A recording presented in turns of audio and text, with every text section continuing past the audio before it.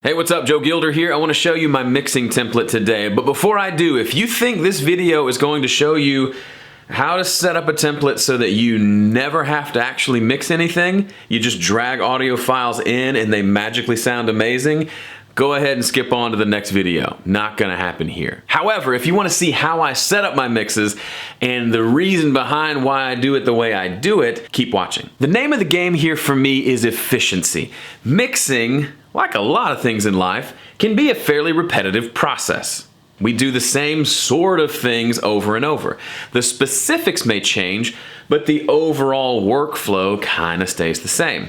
I'm going to show you a couple of things today, 2 different ways to approach templates that will make you faster, which will in turn help you make more money per hour if you're charging clients. Let's talk about that money thing for a second. Let's say you charge somebody $100 to mix a song, and let's say it normally takes you 4 hours to mix a song. That's, do the math, $25 an hour, okay? Great. Now let's say you mix that song in 3 hours instead of 4. Well, guess what? You already charged the $100 to mix the song, and if you have a problem with this part of it, you really need to rethink how you think about business, okay? You charged $100, you did it in 3 hours instead of 4, you just raised your hourly rate by $7, $8. Now it's $33 an hour instead of $25 an hour. Now, let me address this really quickly. If you're new to business and you've never run a business or been in sales or charged for your work, that may rub you a little bit the wrong way. You may think, well, if I was charging $100 to mix and it only took me 3 hours, I should only charge $75. That's not the right way to think about this. And not because it's all about the money and ripping people off. That's not the case at all. Let's say I hired you to mix my song. As long as you do a good job, I don't care how long it took you. If it takes you 12 hours, if it takes you 12 minutes, if it sounds amazing, you quoted me a price, $100, you give me a mix that I'm happy with, I hand you the $100. I literally do not care how long it took you to mix it. It's not my concern. I'm not hiring you for some hourly thing. I'm saying, here's the result that I want. That's why I'm a big fan of charging by the project and not by the hour. That way you have some motivation to kind of compete with yourself. Okay, if I get this done in less time, I've just essentially, A, I've got more time back to work on something else, and B, I've made more money per hour than I originally thought. Now the flip side of this is sometimes it takes you twice as long and you cut your rate in half, right? If it takes you 8 hours instead of 4, now you're making $12.50 an hour instead of $25 an hour. That's kind of the risk that you run, but if it's taking longer because you didn't quote right or you didn't anticipate well or you're just not on your game that day, it's kind of fair, right? Okay, so back to templates. There are 2 ways of doing templates that I'm going to show you. The first one is my default starting template. Anytime I open a session to start a mix, this is where I start. It's a blank session with a bunch of components in place that make my life easier and faster. It helps me get to the finished mix just a little bit quicker. The second type of template I'll show you is for an ongoing project where you're mixing multiple songs, and there's a way to use templates to make that process go quicker as well. Let's dive in and I'll show you both. Okay, here we are. I'm using PreSonus Studio One. If you were using Pro Tools, Logic, Cubase, Sonar, Ableton Live, whatever, I think they all have some sort of template feature to them, so take what I'm showing you and apply it to what you're using. It'll work just fine, I am sure. However, if you are a Studio One user, I will put a link to download my template as a session file that you can bring into your system if you want to copy it or copy elements of it or just see it more closely. That'll be in the description below this video. Also, if you're a Studio One user or if you just want to see me use this template function I'm about to show you in a real-life mixing situation where I'm mixing a 4-song EP. I just launched a new course called Mixing and Mastering in Studio One. I'll put that link below as well. Might be something you want to check out if you want to walk with me through mixing and mastering a full 4-song EP. Super fun stuff.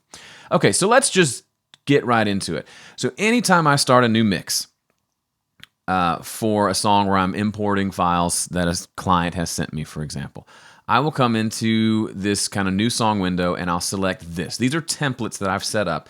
I've got one for like Ask Joe. I've got other ones for different projects. This is the one I go to most of the time. It's just called Mix. Bars. Okay, so open that up. We'll call this Joe Gilder template. This will be the file that I'll give you in the description if you want to download it and bring it into your system. This is Studio One Professional version, 3.5.1 maybe. Okay, so here is what pops up as soon as I open a new mix. Now, you may think, what are all these tracks? These aren't tracks, they're actually just all buses and effects. So let's start on the left and we'll work our way to the right-hand side. So these cute little red tracks to the left, these are my kind of, maybe we could call them master buses. Subgroups might be another way of putting it. You can call them whatever you want. These are in red because these are like the important ones. Everything in my mix will go through one of these. So these are just normal little buses. There's drums, bass, electric, acoustic, keys, vocals, background vocals. Your mix might be different depending on the kind of stuff that you tend to work on. For me, nine times out of 10, these are kind of the basic tracks that I'm working with. If I have a song without acoustics, of course, I'll delete the acoustics bus. You get it. But this is where everything starts. Now, everything in my session will go through one of these buses. The reason I do this, it's not just an organizational thing, it's a workflow thing. It kind of, my template makes it very obvious what my priorities are when it comes to mixing. You've heard Graham Cochran calls it top-down mixing. I call it backwards mixing. It doesn't matter what you call it, but I like the idea of starting my mix here.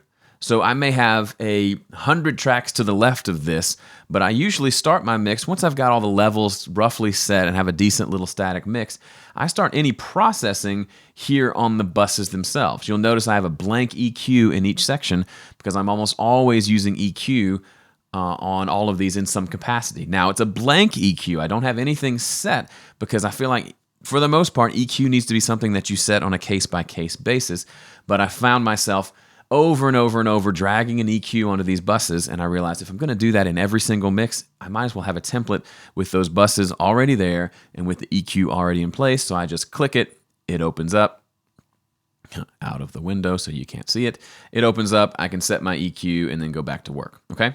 So that's the idea here. Now, the buses themselves, the reason I like backwards mixing is if there's a problem on the drums, for example, there's some resonance on the snare, I actually might get better results by using an EQ on this drum bus. Let's say the snare is ringing at somewhere around 200 hertz, a really narrow kind of deal.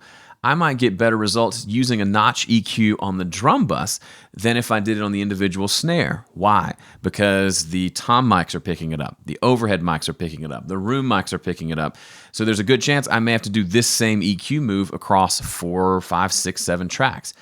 If I do it here on the drum bus, I might kill 6 or 7 birds with one stone. Efficiency, right?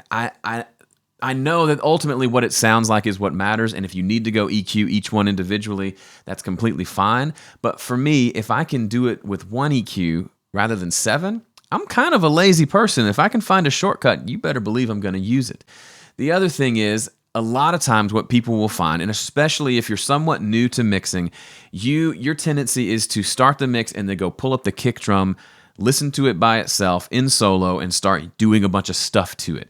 Then you do the snare, then you do everything else in the kit. 2 hours later, you've EQ'd and compressed and gated and done all these things to the individual tracks. Then you listen to the overall drum mix and it still doesn't sound very good because you've treated them as individual components instead of part of a whole. For me, a lot of times when I'm doing drums, this is what my EQ will look like. I'll come in and I'll take a little bit around 400 hertz out because that just makes everything sound a little better. It's a little boxy there. And then I'll throw a compressor on and compress the entire drum bus a little bit, and it instantly sounds way better and way more mixed, to the point where occasionally I don't have to go do anything to the individual tracks themselves. Let me actually, this is going off script, not that there was really a script, but let me go to a song I was mixing, I think it's this one. Just the other day, this is for that mixing and mastering course. There's 2 sets of drum tracks in this song, because he played 2 different ways and I blended the 2 together for different sections. But here's the tracks that I've highlighted right over here, the ones that say tight. Look at the tracks. I've set levels. There's a kick, snare, hi-hat, overheads, and rooms. Look at the plugins. I have a mix tool plugin that flipped the phase of the room mics. That's it. And then here's my drum bus. I've got one plugin on my drum bus, which happens to be a fat channel, which is doing two things. Like I just told you, there's an EQ cutting out some of the mids, and then there's this kind of this 1176-ish compressor with a pretty slow attack time, fairly quick release time, that's just giving it an overall compressed sound. And if I go play that for you, again, these are the raw tracks running through one EQ, one compressor, and they sound like this.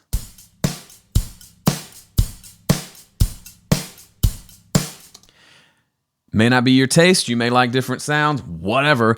That sounds really good to me. I really dig that. And guess what? It took me 2 steps to get there.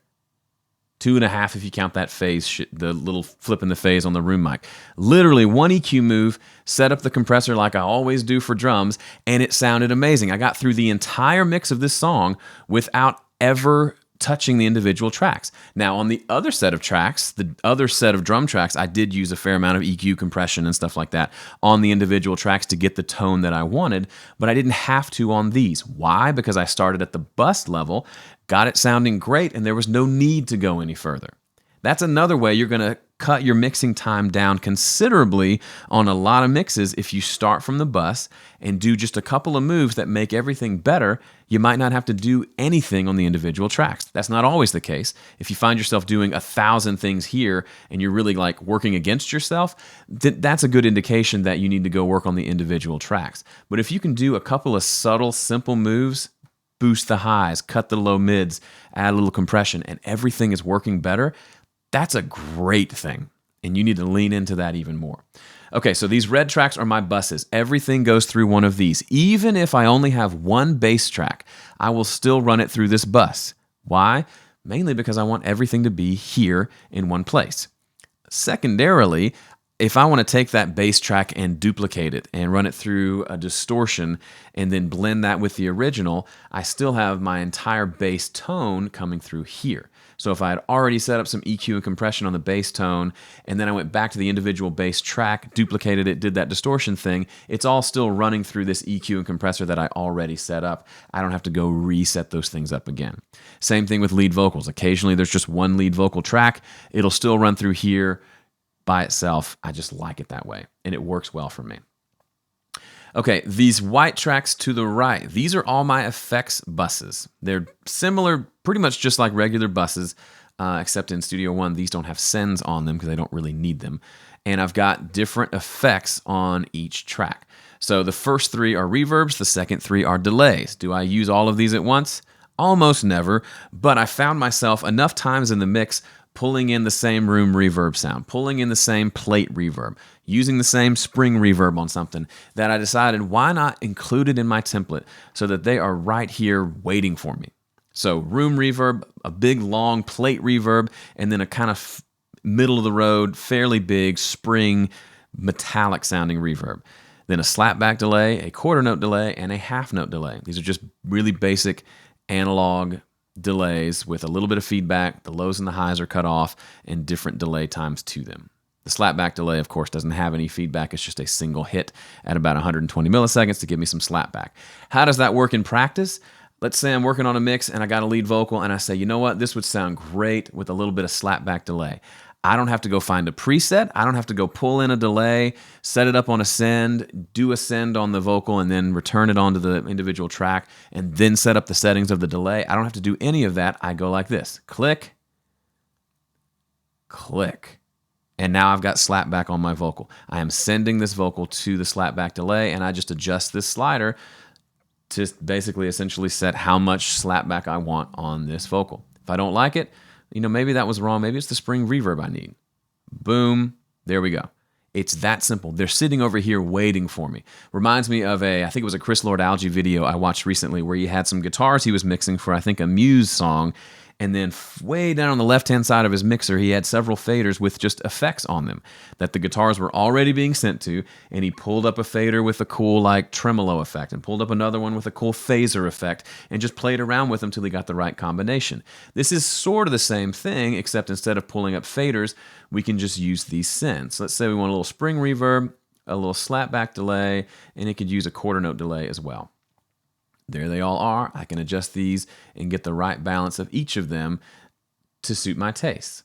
Now, the only other thing on these tracks that you'll see is on my reverbs, I have EQ set. This is the only time you'll see, currently at least, me using an actual EQ setting on my template. The reason is reverbs almost always get muddy for me. I like to send lots of things to them occasionally, and when they get muddy, it ruins the whole mix. So by default, all my reverbs have an EQ after them that rolls off everything below 200 hertz. The spring reverb, in addition, I've just found after using it for a while, it gets a little bright and metallic in the upper mids, so I've got a little bit of an EQ cut there to go ahead and counteract that now instead of having to do it over and over and over again. That's the bulk, that's the core of my mix template. Now, if you like to do stuff on your master fader, like compression and kind of master fadery type things, there's a couple things I do there. The first, this is the console shaper that comes with Studio One. It does what you expect it to do, kind of like Virtual Console Collection, that style of processing that makes the entire mix sound like it's running through a console a little bit more. I have found this setting makes it sound a little better. The bass is a little more round. It's just a little bit easier to mix with that setting on. So now when I open up a mix, that is default already on and there. The other thing that I have here, I don't have them defaulted to on, but they're there, is two compressors that I use. I've done a video about this before, but I'll walk you through it really quickly. The first is a typical mix bus compressor using settings that you'd find on, let's say, an SSL bus compressor.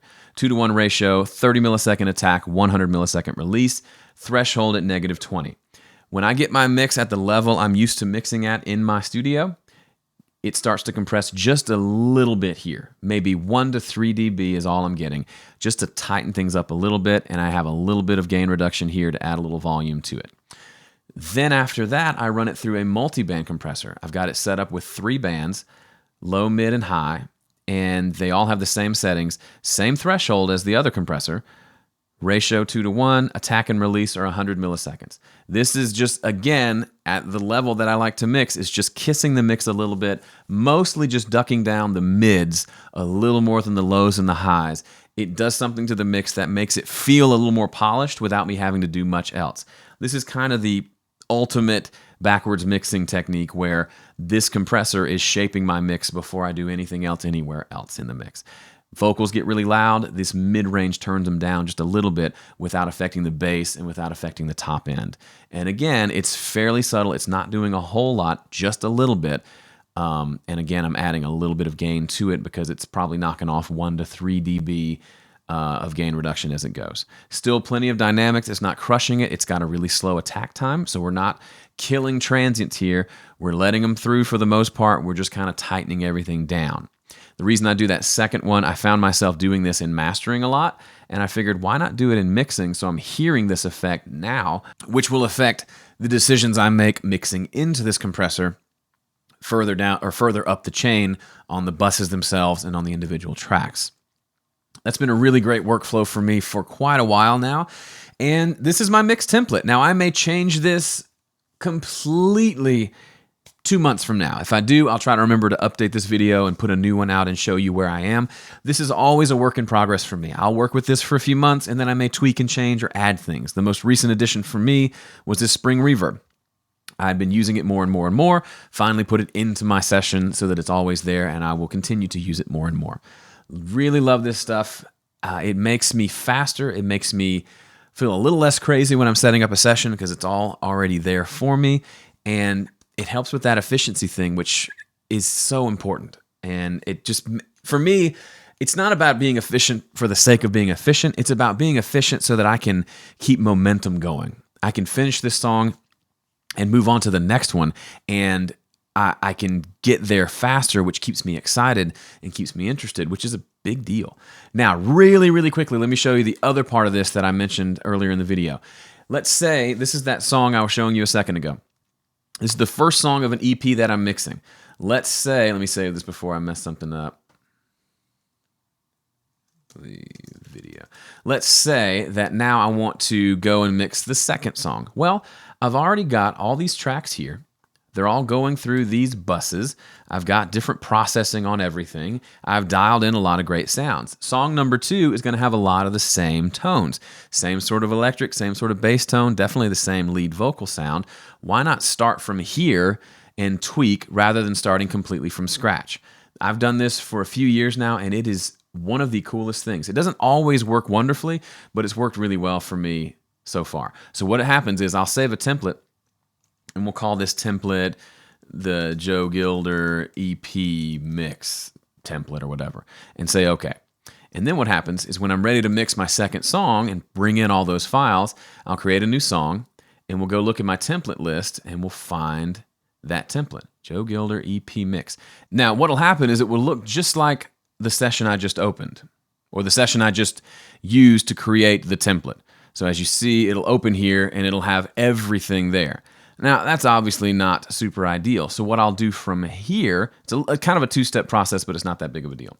I will select everything, delete it, and then I'll come up here and I will remove unused files.